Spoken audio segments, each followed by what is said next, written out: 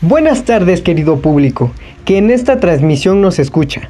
El día de hoy escucharemos algunos de los temas que son de suma importancia. Primero comenzaré presentándome.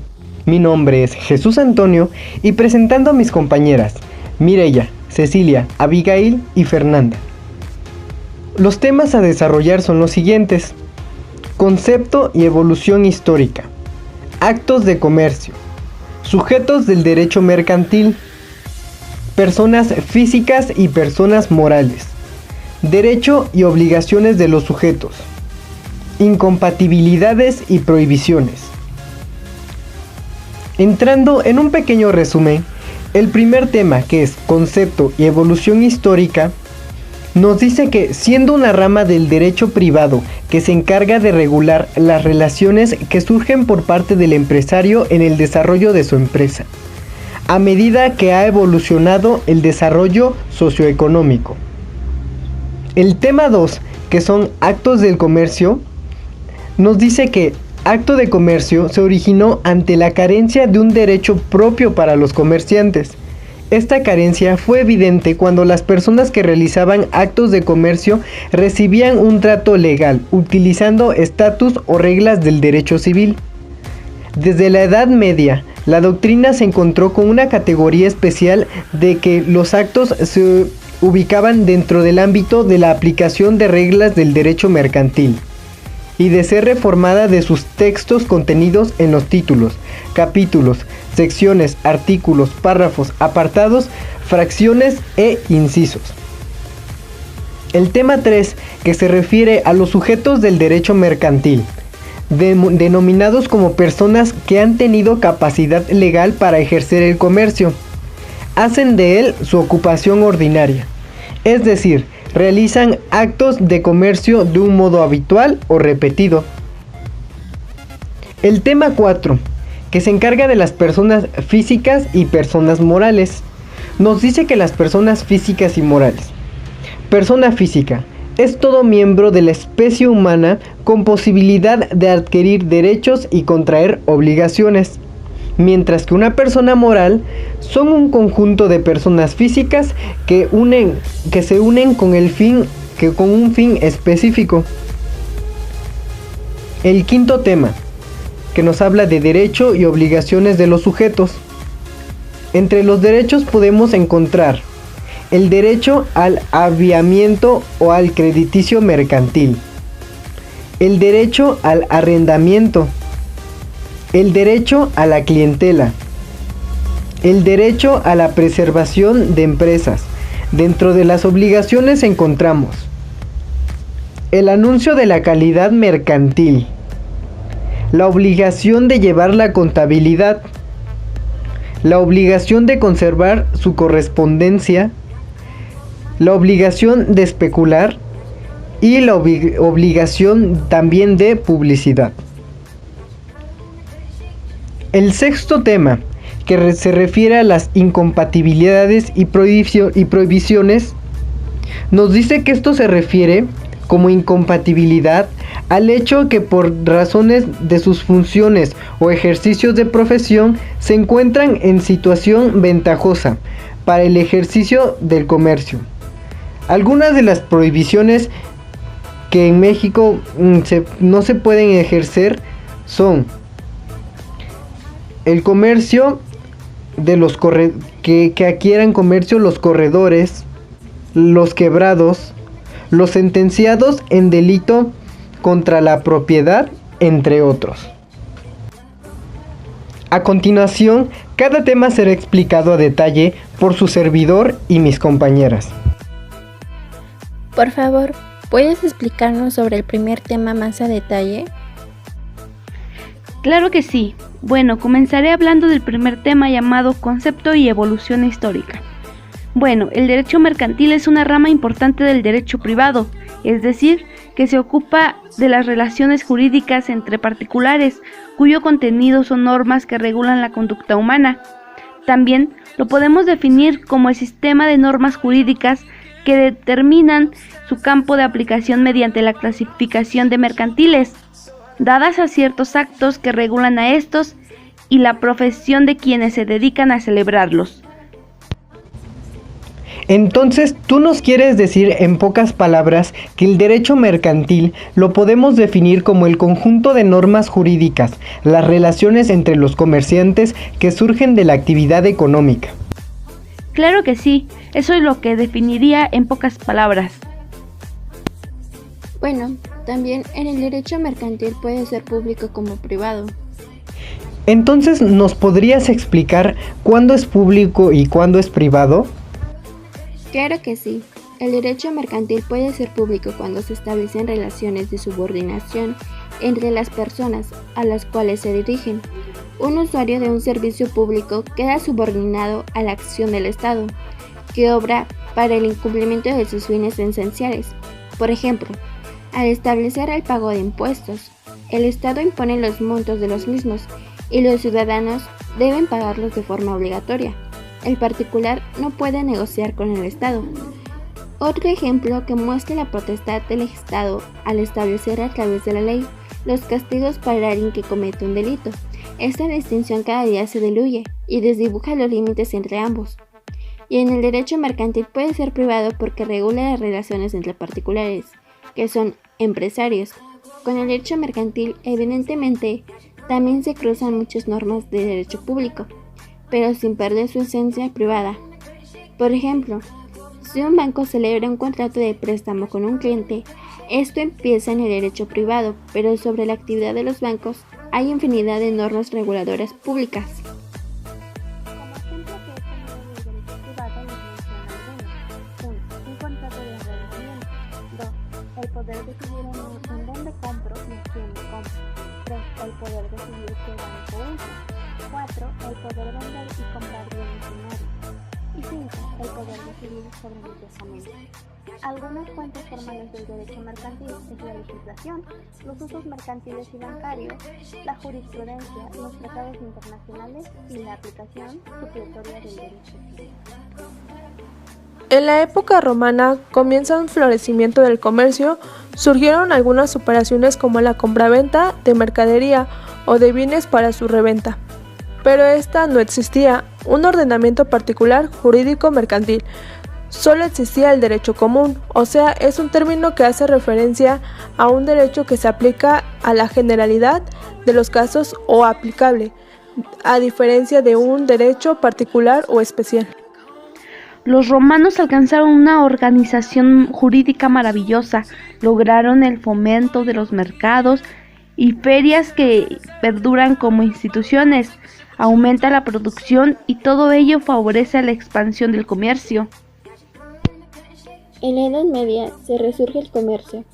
Se crean las ferias en varias regiones, donde los comerciantes acudían a vender o comprar mercancía. Más tarde, la revolución industrial transforma la economía, en la cual la industria tiende a acumular grandes masas de capital para seguir sus fines, es decir, sus objetivos. También se implantan las monarquías para que se puedan fomentar la unidad política, pero en este momento las monarcas comienzan a dictar normas y leyes que regulan el comercio. Aparece pues la época de la codificación, dictándose en Francia en 1807, el primer código de comercio que sirve de modelo al resto de los demás países. Este primer código no está vigente, aunque algunas de sus normas se surgieron aplicando hasta el 2003, hasta la ley concursal. En 1885 se promulgó un nuevo, el realmente vigente hasta nuestros días. Desde el punto de vista contractual, parece ser el más importante, pues es el que está vigente, pero desde un punto de vista más mercantil. No es así, pues sigue una realidad que va cambiando. La mercantil es una legislación que cambia muy rápido y ha tenido que evolucionar con el comercio. Muy bien explicado. Bueno, prosigamos con el siguiente tema. Por favor, Cecilia, ¿puedes explicarnos el siguiente tema? Claro que sí, con mucho gusto. El siguiente tema es titulado Acto de Comercio. Basándome según la doctrina, un acto de comercio es la manifestación de la voluntad del hombre, con el propósito de producir consecuencias jurídicas. Tiene como objetivo establecer la base del derecho comercial. Un acto de comercio se encuentra condicionado a la legislación, es decir, a ciertas actividades que se encuentran en el Código de Comercio. Pero según el derecho mercantil, un acto es de comercio porque viene en el Código de Comercio. Pero también puede ser que toda compra-venta es un acto de mercantil, en la cual se realiza dicho contrato.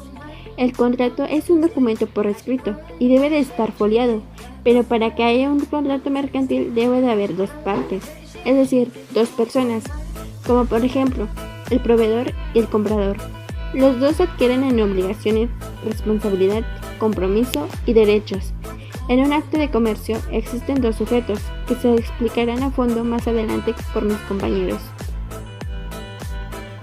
Actos de comercio son vistos constantemente en la realidad económica, social y jurídica, en la que viven los seres humanos.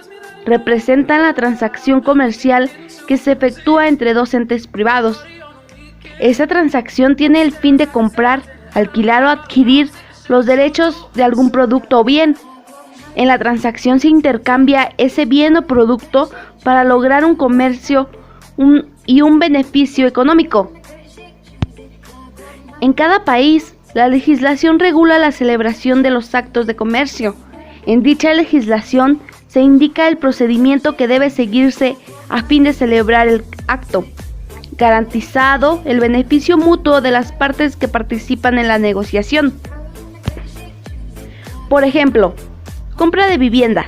Se refiere a toda vivienda que sea negociada entre dos partes. En este acto es el propietario, o sea, quien vende, obtiene beneficios del bien producto de la especulación. Compra de vehículo. Adquirir un vehículo nuevo a través de un concesionario. En este acto, el intermediario es quien recibe una ganancia.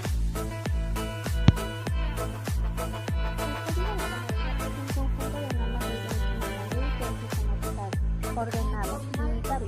Estas regulan las normas de los comerciantes. Estas normas se rigen en todo el territorio nacional. En el artículo primero nos dice que todos los actos comerciales se regirán por lo dispuesto en este código y las demás leyes mercantiles aplicables. Entonces, ¿nos quieres decir que sus disposiciones son aplicables solo a los actos de comercio? Es lo que también nos dice en el artículo segundo, que están contenidas al Código Civil y es inaplicable en materia federal. El Código de Comercio y las leyes en materia mercantil son de carácter federal, es decir, su aplicación es común para los 32 estados de la República Mexicana, y esta fue promulgada en el año de 1889 y entró en vigor el 1 de enero de 1890. En el Código de Comercio, un comerciante se dedica a realizar ciertas actividades mercantiles, como por ejemplo, en adquirir un bien, adquisición de títulos, préstamo de dinero, operaciones bancarias, establecimientos de comercio, prestaciones de servicios o agencia de negocios. El Código de Comercio contiene una serie de normas y preceptos de todos los que se encuentran en el ámbito mercantil. Deben guardar a la hora de establecer las relaciones de este tipo con el resto de los mercados o compradores. También contiene las obligaciones o bien sus funciones para trabajar en una entidad. Está compuesto por 6 libros y varios artículos transitorios. Uno de los artículos principales es el artículo 75. La ley reputa actos de comercio, del capítulo 1 de los actos de comercio, perteneciente al título primero del libro segundo. A continuación, les mencionaré algunas fracciones que nos habla dicho artículo. Primero, todas las adquisiciones, enajenaciones, alquileres verificados con propósito de especulación comercial de mantenimientos, artículos, muebles o mercaderías, sea en estado natural, sea después de trabajados o labrados. En esta fracción nos habla de que todo lo que se adquiera o se venda, o en dado caso se alquilen, siempre y cuando sean bienes muebles o productos obtenidos de estos. Un ejemplo sería el comprar o vender una bicicleta u otro producto. Segundo, Las compras y ventas de bienes inmuebles, cuando se hagan con dicho propósito de especulación comercial, nos hace alusión a todos aquellos actos que tengan que ver con la adquisición o la venta de un bien inmueble, ya sea para vender, donarlo o cualquier otro objeto comercial. Un ejemplo es la compra o venta de una casa. Tercero, las compras y ventas de porciones, acciones y obligaciones de las sociedades mercantiles. También nos hablan sobre la compra-venta, solo que aquí se realizará ya sea por porciones, acciones u obligaciones de sociedades. Es decir, que la ley contempla como acto de comercio el hecho de aportar capital en una sociedad mercantil. Por ejemplo, aquella persona que compra acciones de Telmex. Bueno, en eso son algunas fracciones que contienen el artículo 75. Bueno, ahora mi compañera Abigail nos hablará de los elementos de un acto de comercio. Resumiendo un poco lo que es comercio, lo podemos entender como un libre intercambio de bienes o servicios entre productor y consumidor, llamado comúnmente compra-venta. Esta práctica ha acompañado a los seres humanos desde hace mucho tiempo, pero debido al paso del mismo se ha vuelto más complejo. Ahora, no todos los intercambios se reconocen como actos de comercio. Por eso nuestro Código de Comercio no le da una definición como tal, pues solo menciona los actos a los que les otorga este carácter. Hay que resaltar que al artículo que nos referimos en este momento es el artículo 75 del Código de Comercio. ¿Quieres ayudarme mencionando el artículo 6? Por supuesto, artículo 75 de la Ley reputa actos de comercio. Todas las adquisiciones, enajenaciones y alquileres verificados con propósito de especulación comercial de mantenimientos, artículos, muebles o mercaderías, sea en estado natural, sea después de trabajados o labrados. Las compras y ventas de bienes inmuebles, cuando se hagan con dicho propósito de especulación comercial. Las compras y ventas de porciones, acciones y obligaciones de las sociedades mercantiles. Los contratos relativos a obligaciones del Estado u otros títulos de crédito corrientes en el comercio. Las empresas de abastecimientos y suministros, las empresas de construcciones y trabajos públicos y privados, las empresas de fábricas y manufacturas, las empresas de transportes de personas o cosas por tierra o por agua y las empresas de turismo, las librerías y las empresas editoriales y tipográficas, las empresas de comisiones, de agencias, de oficinas, de negocios comerciales, casas de empeño y establecimientos de ventas en pública almoneda, las empresas de espectáculos públicos, las operaciones de comisión mercantil, las operaciones de mediación de negocios mercantiles, las operaciones de bancos, todos los contratos relativos al comercio marítimo y a la navegación interior y exterior. Los contratos de seguros de toda especie, siempre que sean hechos por empresas. Los depósitos por causa de comercio. Los depósitos en los almacenes generales y todas las operaciones hechas sobre los certificados de depósito y bonos de prenda, librados por los mismos. Los cheques, letras de cambio o remesas de dinero de una plaza a otra, entre toda clase de personas, los vales u otros títulos a la orden o al portador, y las obligaciones de los comerciantes, a no ser que se pruebe que se derivan de una causa extraña al comercio. Las obligaciones entre comerciantes y banqueros, si no son de naturaleza esencialmente civil. Los contratos de obligaciones de los empleados, de los comerciantes, en los que concierne al comercio del negociante que los tiene a su servicio. La enajenación que el propietario o el cultivador hagan de los productos de su finca o de su cultivo. Las operaciones contenidas en la Ley General de Títulos y Operaciones de Crédito. Cualesquiera otros actos de naturaleza análoga a los expresados en este código. En caso de dudar, la naturaleza comercial del acto será fijada por árbitro judicial. Son tres los elementos que poseen los actos de comercio, y estos son: el consentimiento de quien lo ejecuta, el objeto en quien cae el acto de comercio, la causa que tiene el acto de comercio, en otras palabras, su finalidad. Dada esta lectura, tenemos conocimiento de que existen pilares para llevar a cabo la actividad comercial, los cuales son los fabricantes, los distribuidores y los consumidores. Claro, los fabricantes son los principales suministradores de servicios o bienes. Los distribuidores son aquellos que se encargan de que el bien o el servicio de los fabricantes sea entregado a lo que es el consumidor, y este último es el que disfruta de aquellos bienes o servicios a cambio de lo que se haya convenido. Muy bien, esto nos lleva a la clasificación del comercio, y como vimos en clase, encontramos a los actos absolutamente mercantiles, y aunque nos apeguemos a nuestro código de comercio, hay otras actividades que se encuentran en la Ley General de Títulos y Operaciones de Crédito. En la clase vimos que aquí podemos encontrar los contratos de apertura de crédito, contrato de depósito bancario, entre otros.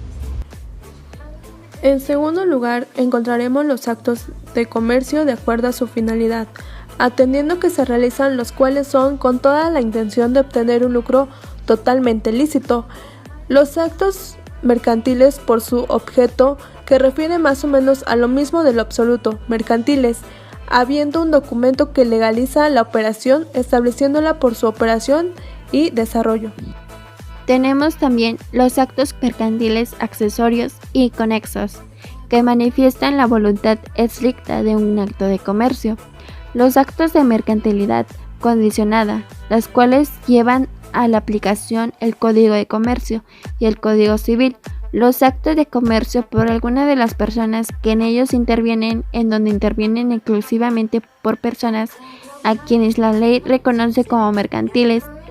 Así viene estipulado en nuestro Código de Comercio, en el artículo 1050, el cual nos dice que cuando conforme a las disposiciones mercantiles para una de las partes que interviene en un acto, este tenga naturaleza comercial y para la otra tenga naturaleza civil, la controversia que del mismo se deriva se regirá conforme a las leyes mercantiles.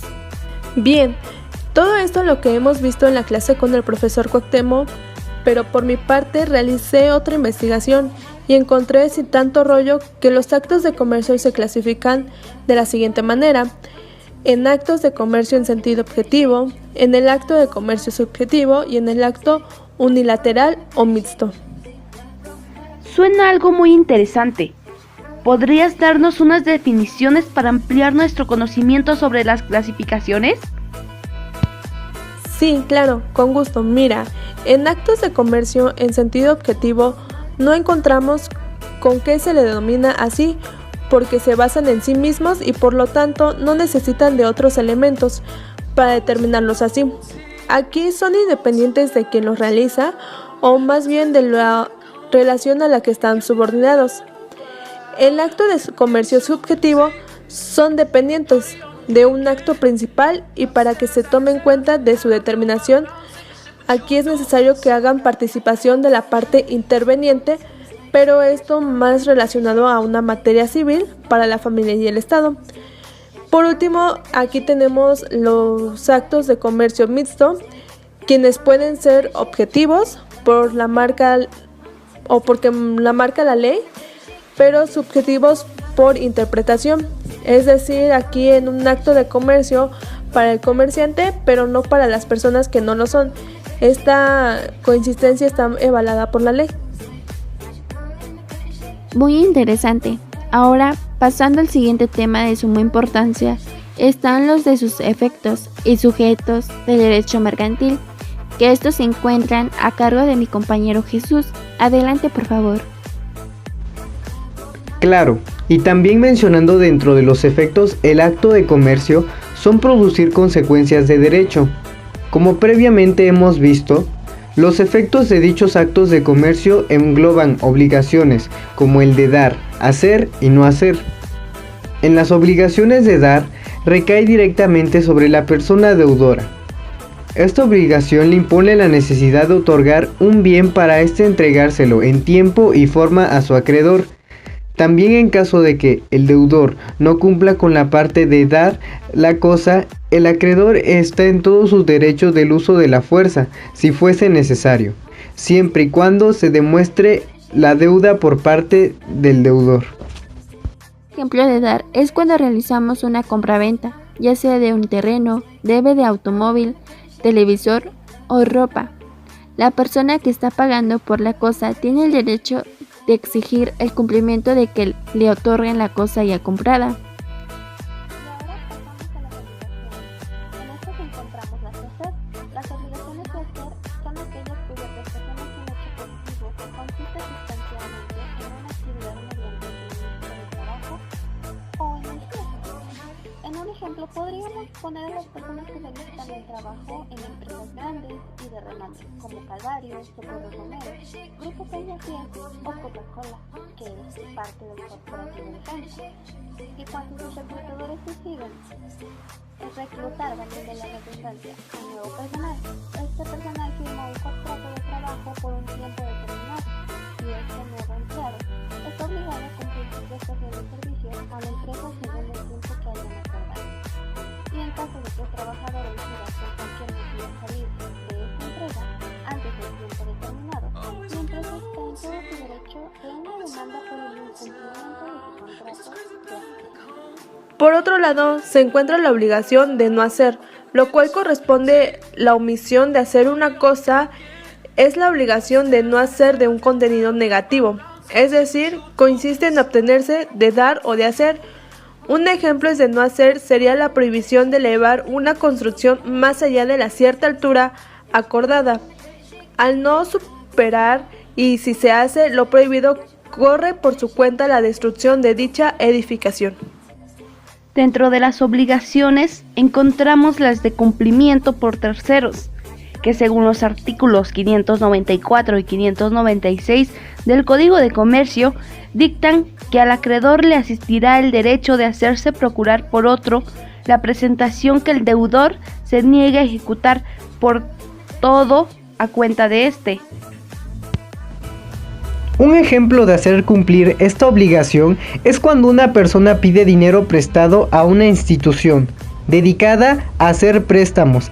Este le pide avales, que estos, en caso de no responder el deudor, la deuda recae sobre el primer aval, y en caso de no responder, se va con el segundo aval, hasta poder conseguir cobrar la cuenta del primer deudor.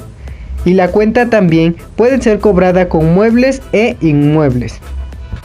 Ahora, pasando a los efectos de derecho mercantil, según nos dicta el artículo 4 del Código de Comercio, las personas accidentalmente con o sin establecimiento fijo hagan operaciones de comercio, aunque no sean en derecho comerciantes, quedan sin embargo sujetas por ellas a las leyes mercantiles y serán considerados comerciantes en cuanto conciernen a los almacenes o tiendas.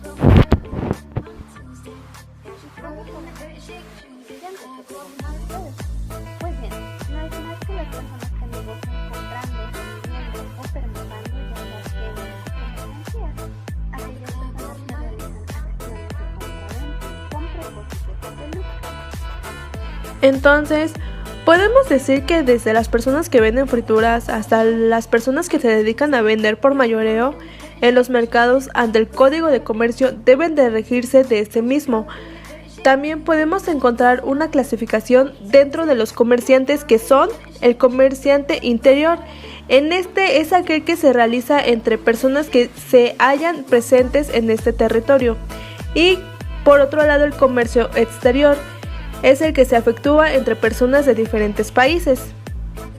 Cabe mencionar que existen los comerciantes mayoristas, que consiste en la compra-venta de mercancías cuyo comprador no es el consumidor final de la mercancía. La compra con el objetivo de vendérselas a otros comerciantes. Así también se encuentra el comerciante minorista.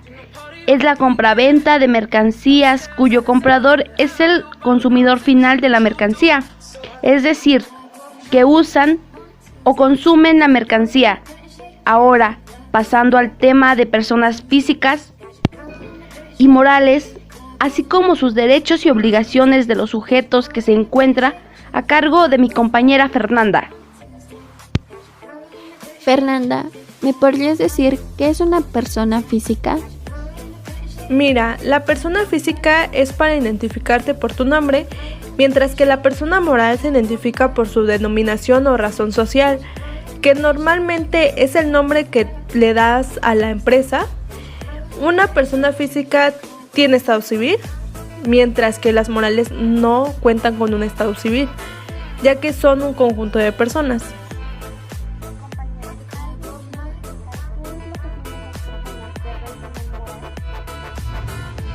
Las personas de régimen moral solo pueden tener una nacionalidad. Por ejemplo, si tienen su domicilio en territorio nacional, son mexicanas. Las morales están obligadas a presentar su contabilidad ante el SAT, mientras que las personas físicas solo si sus ingresos son superiores a 4 millones. ¿Cómo se dividen las personas morales? Las personas morales se dividen en dos regímenes fiscales, del régimen general y con fines no lucrativos. Las personas físicas se dividen en 4: asalariado, profesionista, arrendador o empresario. Por ejemplo, si deseas poner un negocio, debes considerar si lo harás solo o con socios. En el primer caso, te definirías como persona física, en el segundo como una persona moral. Este último implicaría la formación de una sociedad y por lo tanto otros trámites para su constitución.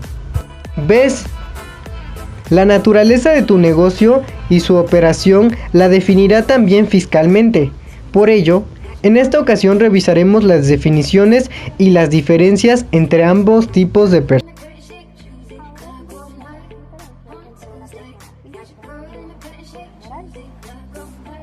Las personas físicas se individualizan por su nombre y las personas morales se distinguen por una razón social. Una persona moral no tiene cuerpo material que se pueda tocar. Las personas físicas pueden contraer obligaciones después de haber alcanzado la mayoría de edad. Una persona moral no puede tener un estado civil. Todas las personas morales creadas conforme a las leyes mexicanas que tienen su domicilio en el territorio nacional se consideran mexicanas. Las personas morales están obligadas a presentar su contabilidad electrónica ante el SAT desde enero del 2015. Ahora hablaremos sobre el tema de los derechos y obligaciones de los sujetos. ¿Qué es una obligación mercantil? La obligación mercantil es una relación jurídica que nace cuando una persona llamada deudor se adquiere la obligación de dar, hacer o no hacer alguna cosa en beneficio de otra persona llamada acreedor. Cuando esta relación entre la persona denominada acreedor y el deudor se origina a partir de un acto de comercio, la obligación se entenderá que es de carácter mercantil. Las obligaciones mercantiles encuentran su fundamento legal en dos tipos de leyes. Principalmente en las leyes comerciales. Supletoriamente, el Código Civil. La fuente principal de las obligaciones mercantiles y la cual tiene mayor importancia son los contratos. El cumplimiento de la obligación mercantil consiste en la entrega de la cosa debida o en la prestación del hecho que se hubiere prometido. Las obligaciones que no tuvieren término fijado por las partes o por la ley mercantil serán exigibles a los 10 días después de contraerlas.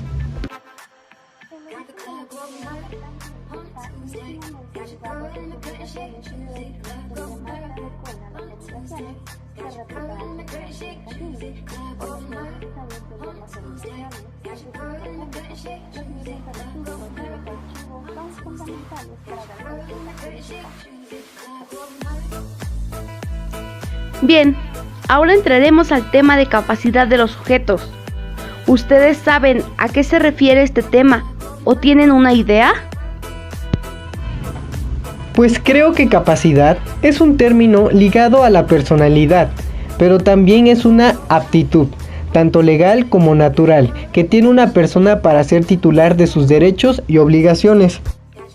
Exactamente, todo lo que nos acabas de mencionar está muy bien, pero ¿saben desde cuándo la persona tiene dicha capacidad?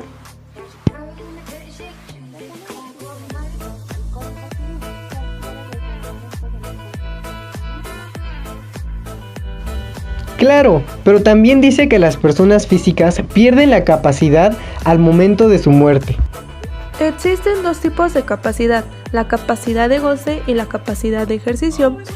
La capacidad de goce es la aptitud de la persona para el útil, para ser titular, el derecho y sujeto de sus obligaciones, pues aquí todos los individuos gozamos de esta capacidad y en base así fue llamada como capacidad de goce. La capacidad de ejercicio también es llamada capacidad total, ya que es una posibilidad jurídica de un sujeto para hacer valer directamente sus derechos, contraer y cumplir obligaciones. Exacto, pero también como existen capacidades, existen dos tipos de incapacidad, la natural, derivada de la propia naturaleza, y la legal.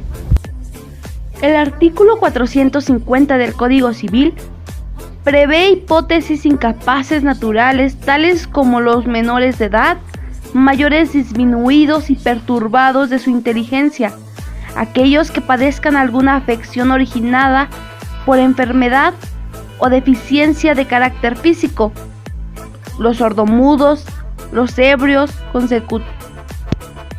Oigan, cabe mencionar que el nombre no es un atributo de la personalidad.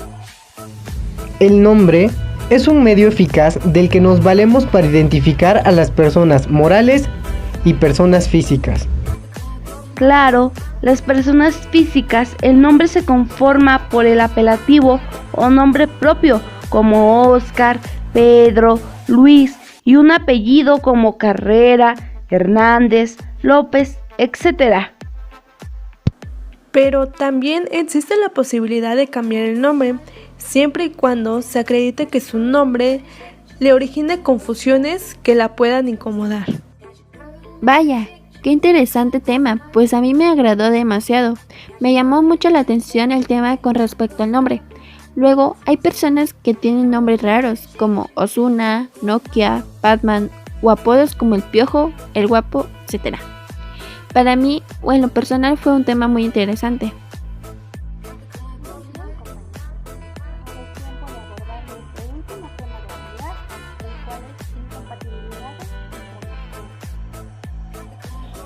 Sí, claro, compañera. Recuerdo cuando en la clase del LIC Cuauhtémoc nos dijo que los menores de edad no emancipados, o sea, los que no están casados, y los mayores de edad en este estado de interdicción son normalmente considerados incapaces para ejercer el comercio. Oye, ¿a qué te refieres con mayores declarados en estado de interdicción?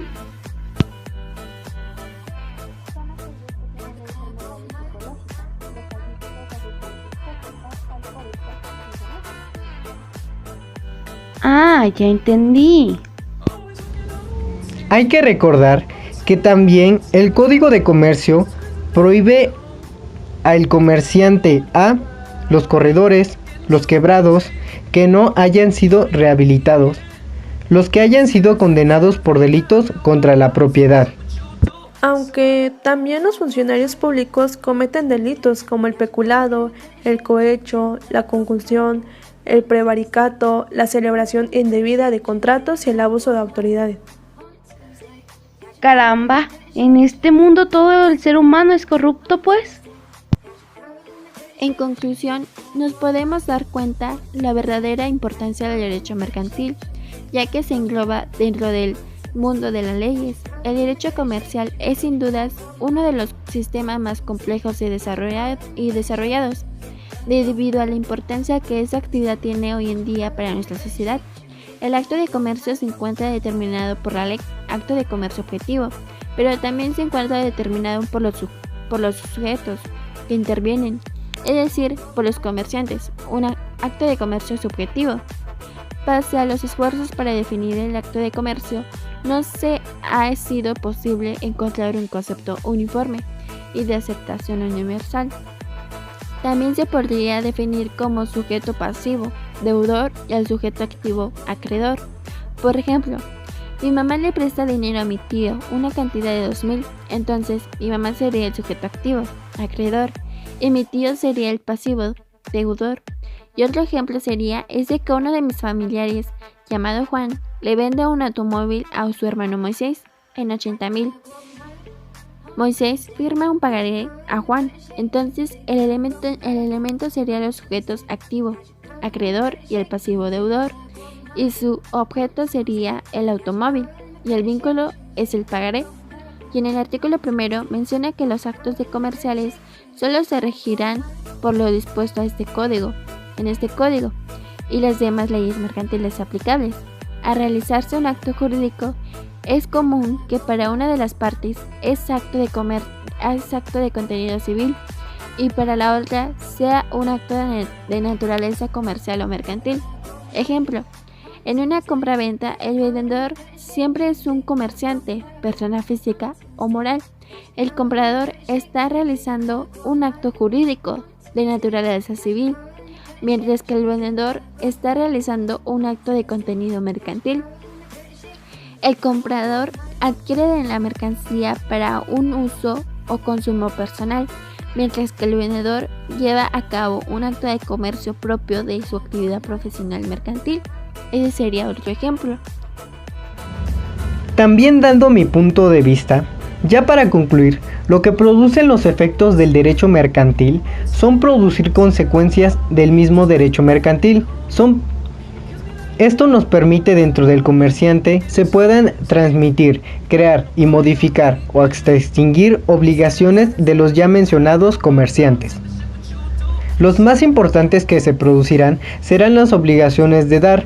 Se encuentra la conducta que le impone una obligación de desprenderse de algún tipo de bien o cosa para así entregárselo a su acreedor, y en caso de no cumplirlo, su mismo acreedor puede demandar por su incumplimiento o hasta forzarlo para que éste cumpla.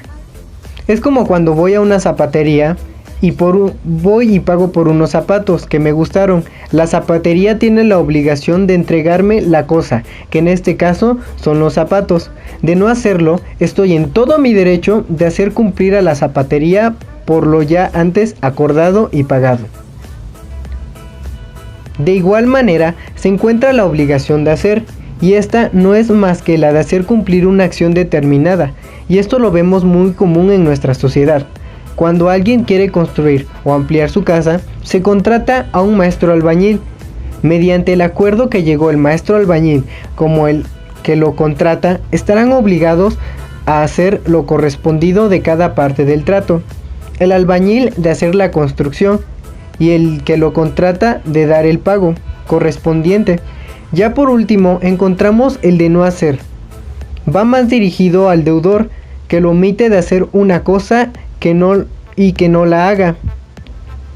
Ya tomando por último dentro de los sujetos del derecho mercantil, encontramos a los comerciantes, que no es más que las personas físicas que han tenido la capacidad de ejercer el comercio, que va desde los compañeros que se dedican a vender dulces en nuestra institución, así como las señoras que se dedican a vender taquitos afuera de nuestra institución, sean con un local o establecimiento físico, o los dichosos ambulantes. Como verán, aunque todos nos parezcan un acto de comercio, existen sus excepciones y el propósito de esta unidad puede dejarnos claro cuáles sí ya están verificados como tal, inclusive como un acto de comercio. Considero que es una buena introducción el saber identificarlos y también conocer sus clasificaciones, ya que nos son de ayuda para lo que será en el futuro ejercer nuestra profesión, así como nunca está de más tener nuevo conocimiento sobre diferentes ámbitos, ya que algunos, y obviamente me incluyo, somos ignorantes en este y otros temas, que aunque no lo parezca tienen relación en nuestra vida cotidiana, y así posteriormente no nos quieran dar a tole con el dedo, como se dice popularmente en el mundo. Compañeros, esta vez, así que todo un gusto estar en esta ocasión con ustedes realizando este podcast. Y esperamos que esta información llegue a más personas para que puedan tener conocimiento sobre este tema.